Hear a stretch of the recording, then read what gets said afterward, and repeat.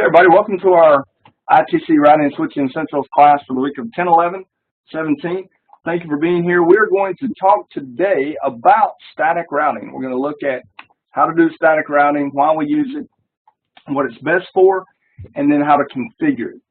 The big thing about static routing that I want to talk to you about is I think people get so enamored with dynamic routing protocols and dynamic routing that they think that everything needs to use dynamic routing protocols.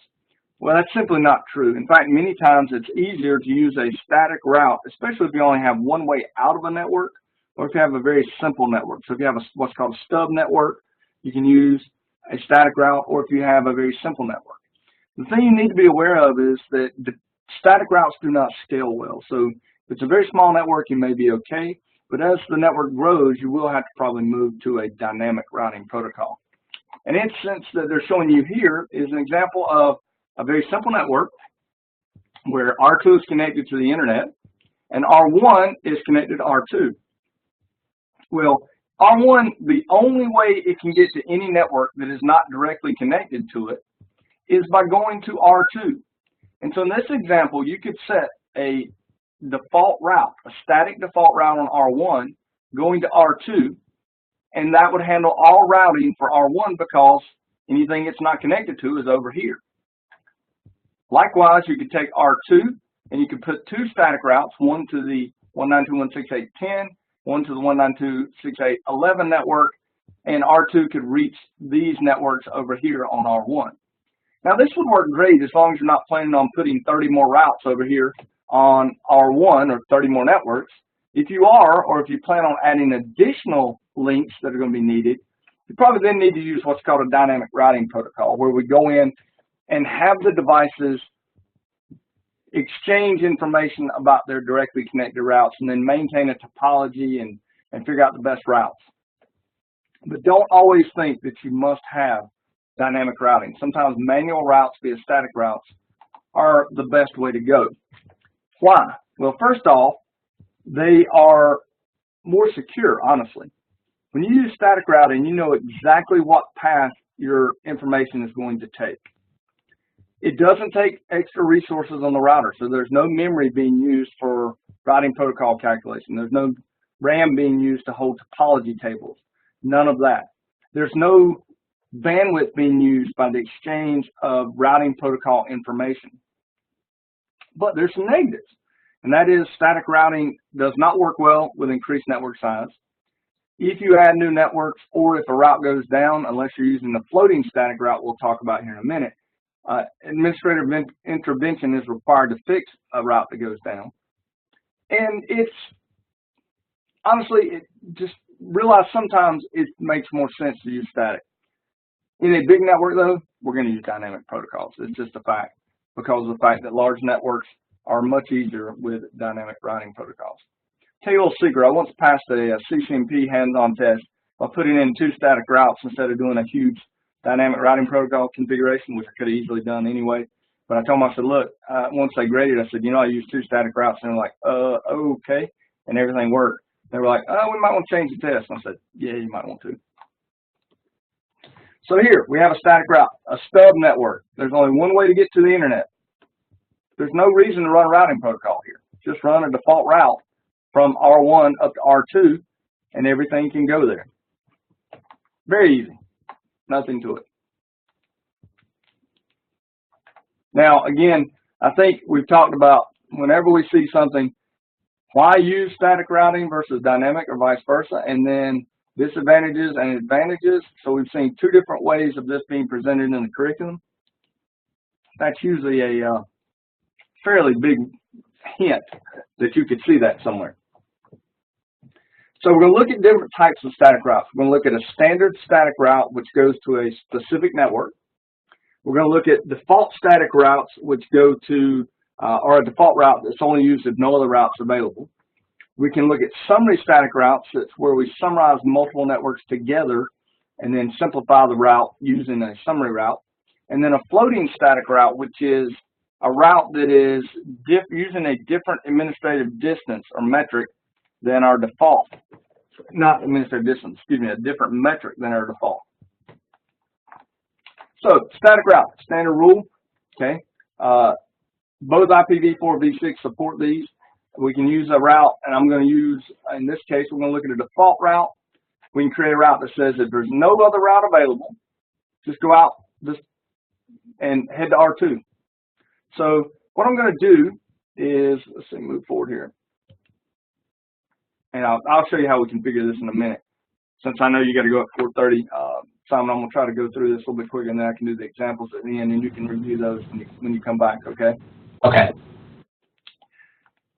Summary static routes, you'll notice here, this is a summary route where we took multiple subnets. These are all subnets of, multiple networks. These are all 172 networks /16s. We summarize them into a single summary route. You will actually learn how to do that in this class, but you can do a static route on R1 to this summary, and it will apply to all 4 of these routes. So that is a summary route. And we'll talk much more about that as we go forward. Floating static routes, you can have one static route that goes one direction, okay, crosses private WAN this way, and then a second route that will be used if the first route goes down. And so that's called a floating static, and you can change the distance of the backup route. Okay, so how do we do a static route? It's very easy. Use the IP route command in global configuration mode. You put IP route, the destination network, the mask of the destination network, and then you can either use the next hop IP address or the exit interface. Or you can do what's called a fully qualified and use both of these.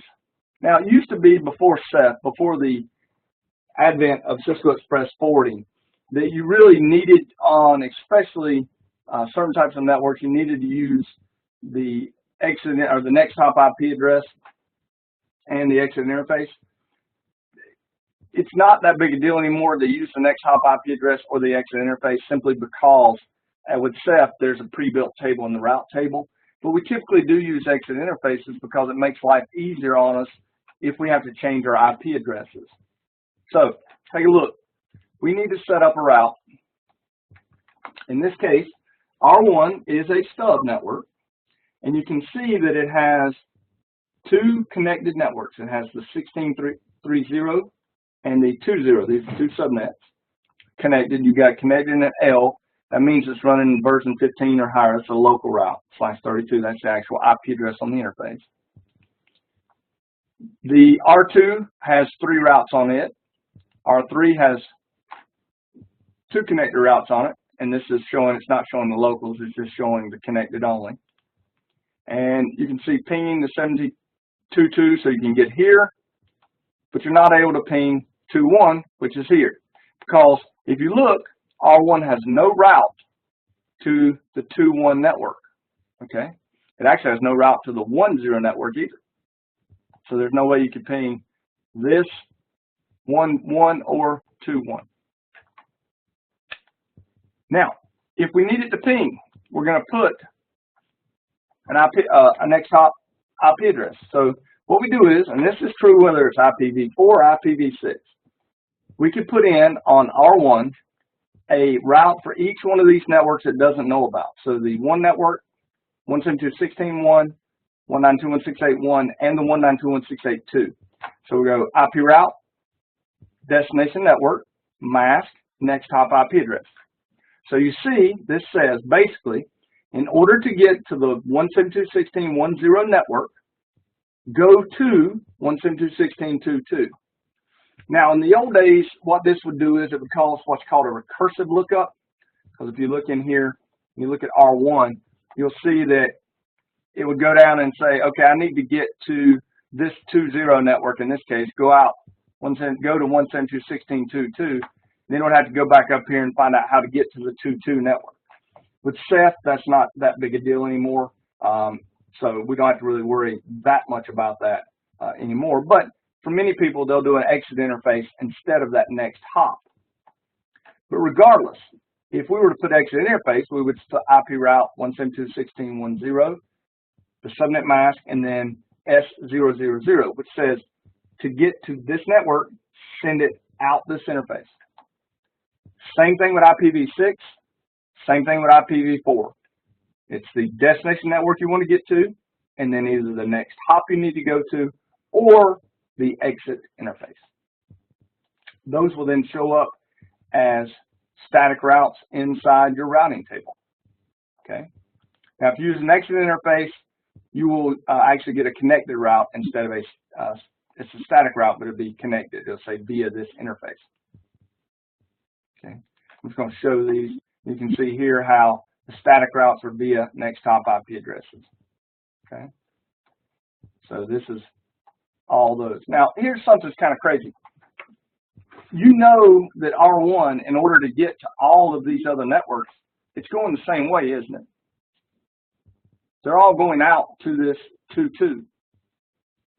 So you could very easily configure, this is just an example of using the connected interface and the difference it makes here. You still get a static, but you get it connected, and it's the exit interface that's shown when you use that method. All right. Does that make sense to everybody? And George, I'm sorry I'm cutting in and out. Anybody else having trouble hearing me?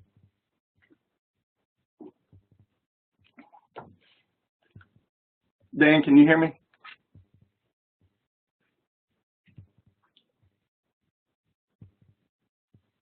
Maybe Dan can't hear me. Okay. George, can you hear me?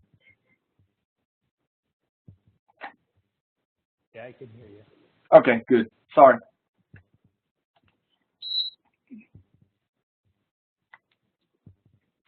Now, here's what's called a fully specified route, and this is normally only used in if you're going across an Ethernet link. Okay, so you really don't have to worry about this as much anymore, but you're basically going to put both the exit interface and the next hop IP address. But again, notice you're going out the same interface and going to the same next hop each time. So another way of doing this network would be to do a static default route that we'll show you in a few seconds here. We also, if we want to look at our routes, show IP route shows us our routing table. In this case, I did show IP route static, so it's only showing the static routes instead of all the connected and local routes. All right.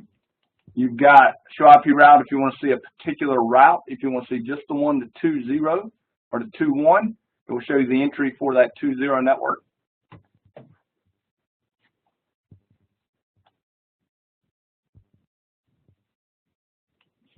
Hey, Sandella.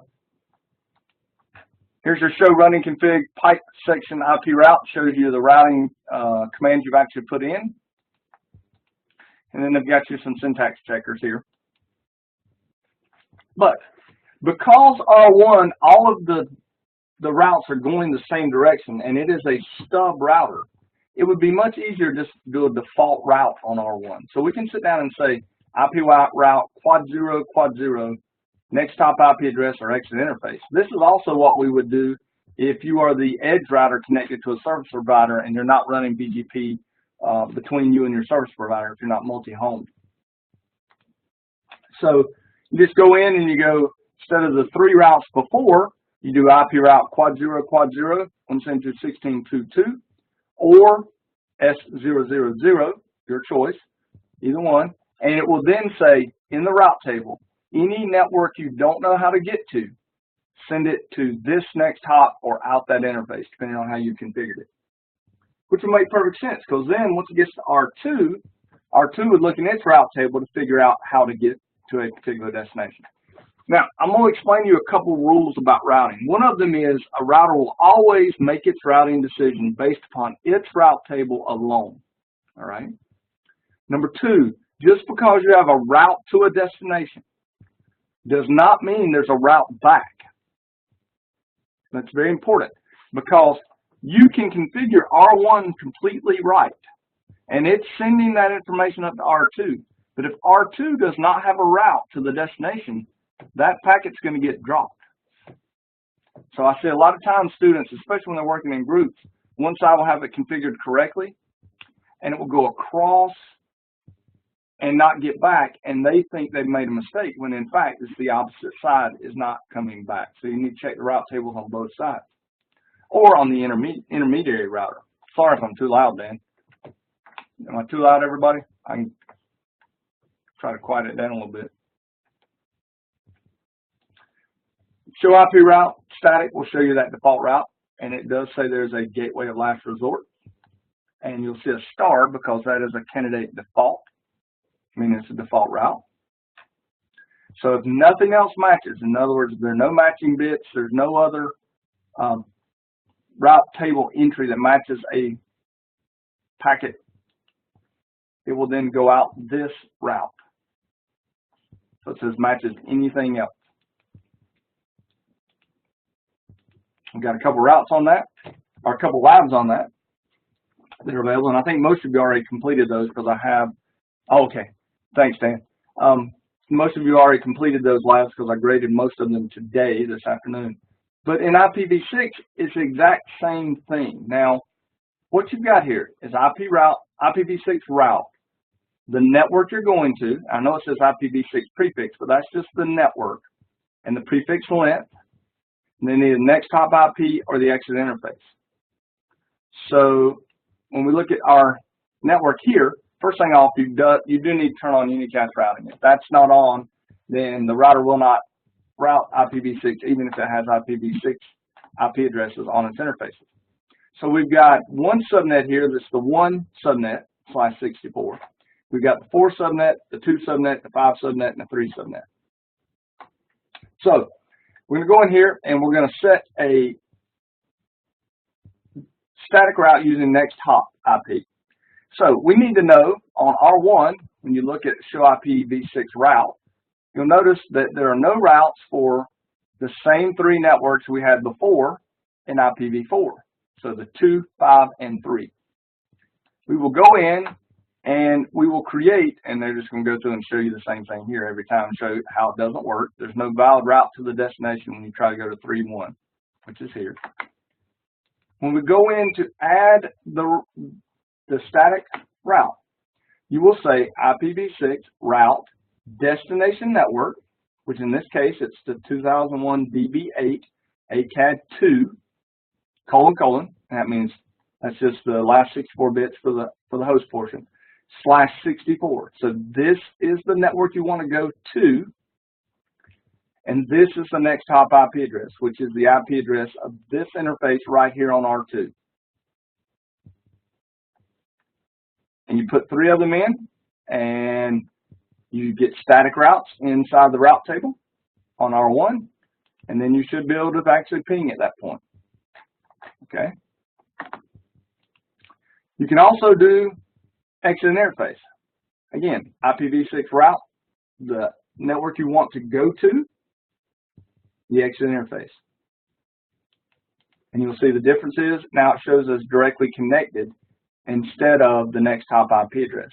One of the things you could see on possible test question is show you this type of entry or this type of route table and say, how were the routes entered into the configuration?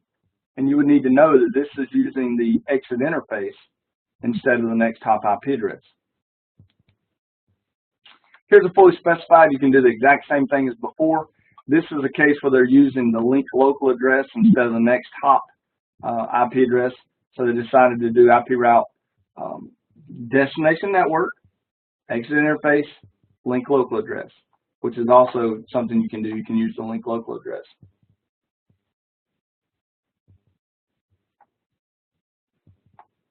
All right.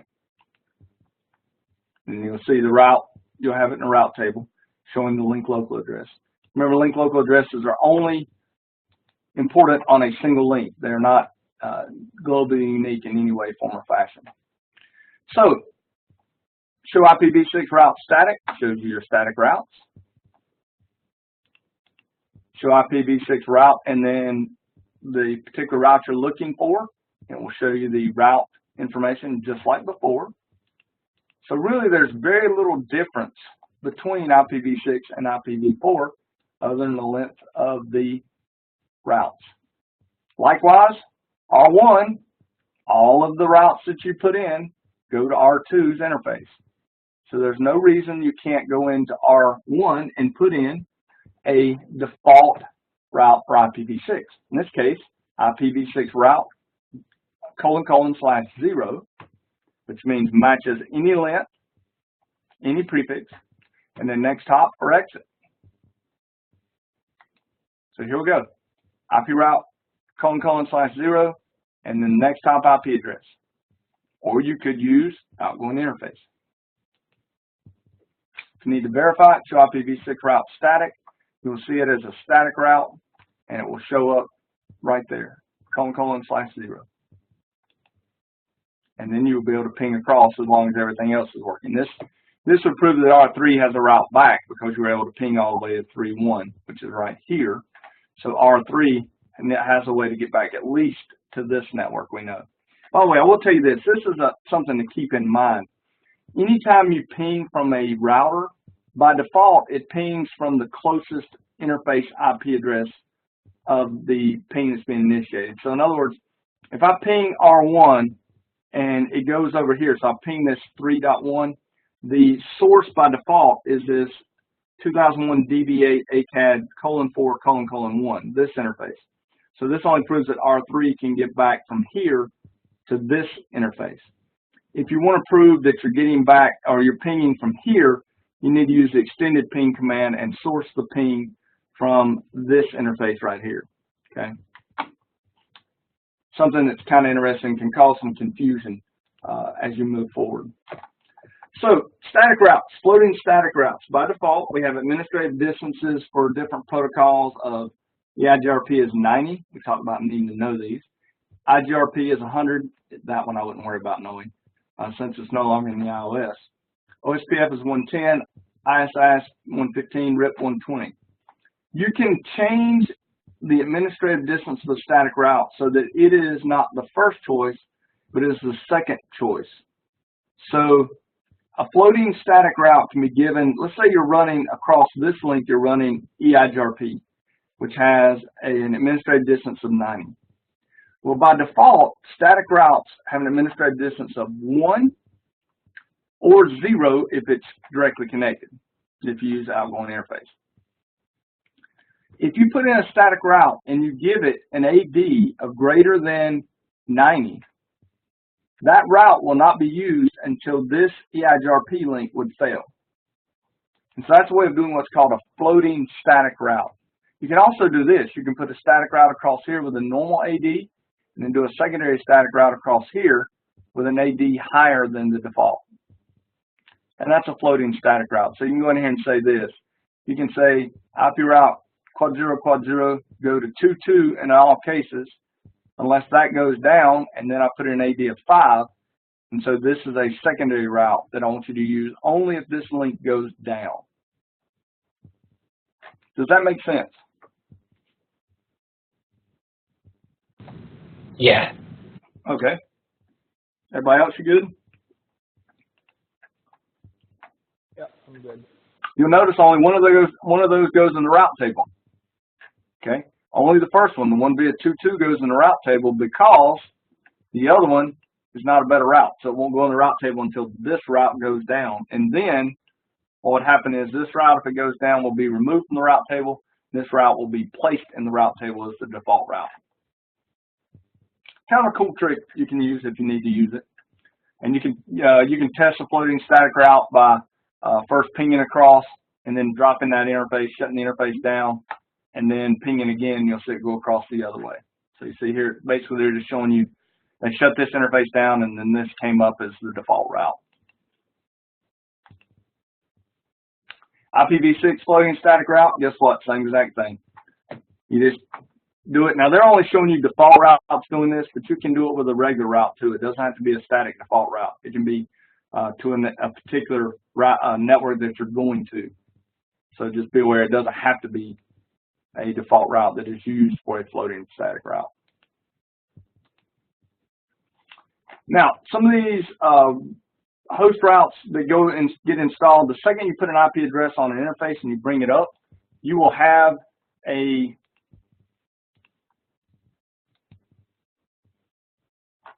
route placed in the route table. Sorry, I'm trying to do two things at one time. Okay, Simon, no problem. Thank you.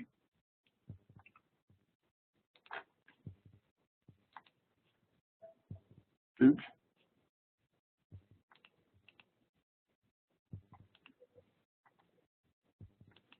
All right, give me 1 second, folks. I'm going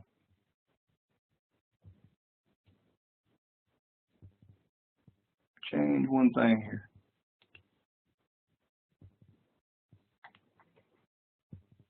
All right, so I'll pull this over. This is on a router that's sitting on our network, or sitting on our NetLab. Okay, so let me get this a little smaller so I can actually bring it up in here. All right, so I'm going to do a show IP int brief first and show you that I've got some IP addresses on here. I've got a 192.168.12.1 and a 10.0.0.1. If I do a show IP route, you will see that I have 2 connected routes. I have a connected to the 10 network /30, and I have connected to the 12 network /24. If I go into 0.1, do a shut, watch what happens to the route table. I automatically lose that 192 network because the router will not put a route into the route table for which it does not have a link or a route to get to it. If I do a no shut, it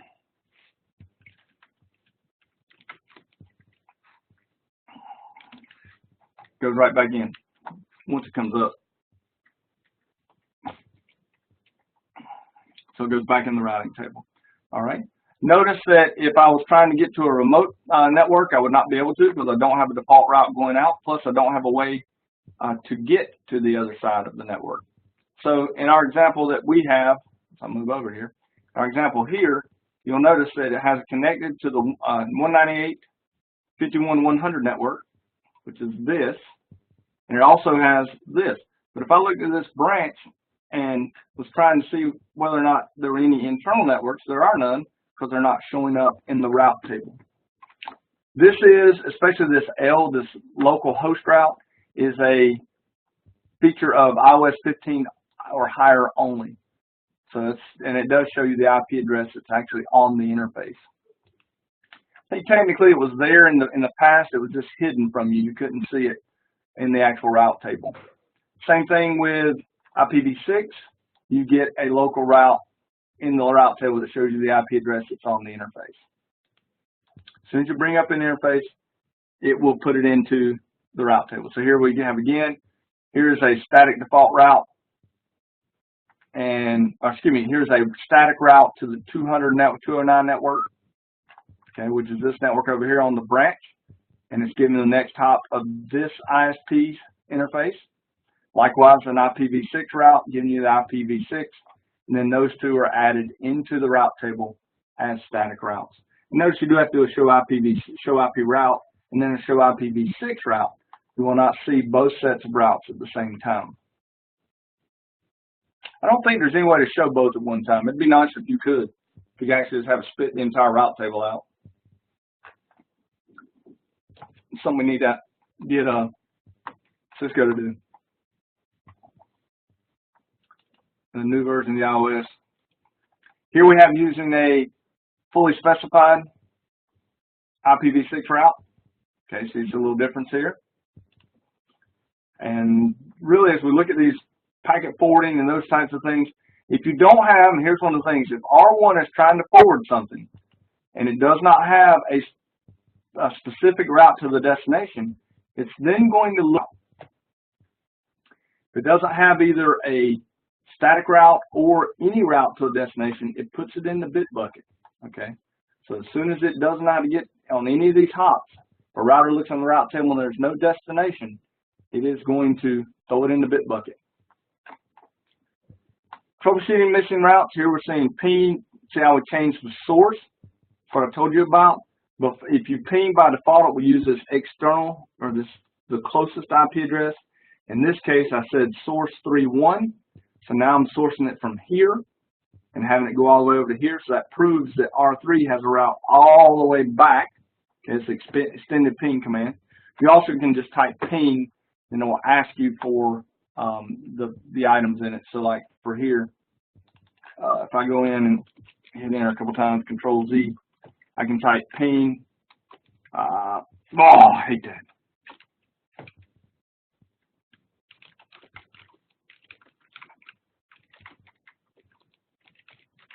This is something you should put in every time you sit down at a router, especially a new one. Log in synchronous so you don't end up with junk like what I just did. So if you just type ping, it actually asks you what protocol you want to use. Okay, and then that, and then you say protocol, target IP address, whatever you want it to be. I'm just gonna make something up. Actually, I'll do 10.0.0.1. I know that's on there somewhere. Repeat count. This is neat. If you need to do a large repeat count, you can change the repeat count. This is also neat if you're having problems with maximum transmission units or think you may be having it. You can change the size of the datagram. And then extended commands, you can then source the IP address. So 192.168.12.1. And you can change all types of do not fragment. These are all types of things you can do to look at. You can see it's going across and it's working. So I can get to that 10.0.0 network from the 12.1. And that is a neat thing to have because, again, you can use with extended ping not just the source IP address that you're using, but you can change types of service, don't fragment bits, data patterns, all types of little things you can change to make it work. So that was pretty good. So neat little thing to know as you move forward. Okay, trace route is important. That allows you to, what trace route really does is it sends out a ICMP echo request with a TTL of 1, and then that will come back. Then it sends an ICMP echo request with a TTL of 2, and then 3, and that's how it determines where the packet stops. Is using the TTL on the ICMP packets. Show IP route, obviously our big command, show interface brief. Once again, I wish it would show us our mask here. Not sure why it doesn't. And I use this one a lot just because it's a good way to see what's around. And it won't always work because many times people turn off CDP because it can be a security risk. But if you're ever sitting at a router and someone says, I need to know if the other side's up, and they're both Cisco, you can try show CDP neighbors. And if you've got a layer 2 connectivity, you will at least be able to see that the link is up. And if you do show CDP neighbors detail, you can even see what IP addresses are on the opposite side. And that can sometimes show you where there's been an interface configuration error on the opposite side. So here we've got a problem. You're sourcing at G0, looking for the problem. And they just walk you through how, looking at the trace route, finding out where it fails. It fails at 2.2, at 172.16.2.2, which is there, looks like. And we just have to kind of look through this and figure out, but you then can figure out that you're missing a network, missing a static router, missing a route, and then you can fix it. Okay? Or you misconfigure the route. So one of the two.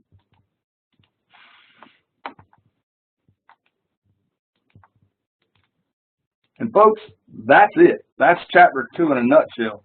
One thing I want to show you, again, I want to just quickly show you this, show CDP neighbors. Okay, so we've got this. I'm going to try to make this a little smaller so we can get just a little bit. I think it's a little easier to see. But inside of NetLabs, I've got two routers connected to each other. So I'm going to do show CDP neighbors. Oops. And it shows me I'm connected to a switch and to R3. I'm on R1. Okay. I can also do show CDP neighbors details, and it will show me that the switch I'm connected to is a Cisco 2960. It will tell me also I'm connected to a device called R3. It will tell me that that is a Cisco 2901. The IP address on it is 10.0.0.2. And it will go down and even give me information about this. It's telling me it's running. And this is one of the reasons why a lot of people turn off the CDP protocol completely, is because it does tell you what iOS version it is, and then that can be used by a hacker to then try to find a vulnerability. So, but it's neat to be able to use. So folks, when we look at static routes, they are very easy. They are not difficult to set up at all. They are something that we use, especially if we have a stub router, or if we have a stub network, or if we've got a very simple network and we don't need to use a dynamic routing protocol. No problem. No problem, Dan. We're about done anyway. And that's going to be it for today, because the next thing we'll do is we'll look at dynamic routing, and we will go from there. Are there any questions, George or Sandelo? This is pretty simple stuff so far. No questions. It was just good to see it again. Yeah. Yeah, it's a lot of times you don't use static routes. I'm going to stop the recording, and then